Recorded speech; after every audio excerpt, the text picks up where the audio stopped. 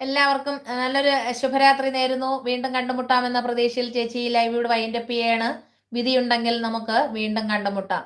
ആരുടെ ജീവിതത്തിനും ഒരു ഗ്യാരണ്ടിയുമില്ല. ഏത് സമയവും എപ്പോഴും നിലയ്ക്കാവുന്ന ഒരായുസാണ് നമുക്കൊക്കെയും ഈശ്വരൻ തന്നിരിക്കുന്നത് കേട്ടോ.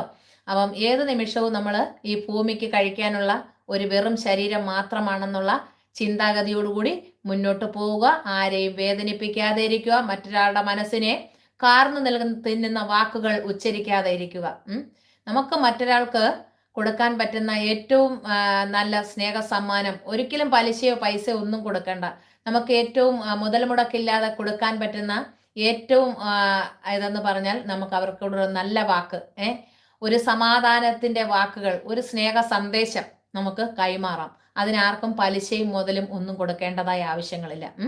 അപ്പം ഇത് 2-3-4 കാര്യങ്ങൾ നമ്മളിൽ ഉണ്ടെങ്കിൽ നമുക്ക് നല്ലൊരു വിജയം തന്നെ കൈവരിക്കാൻ പറ്റുമെന്നുള്ള വിശ്വാസത്തോടു കൂടി ഞാൻ ഈ ലൈവ് ഇവിടെ വൈൻഡപ്പ് ചെയ്യാണ്.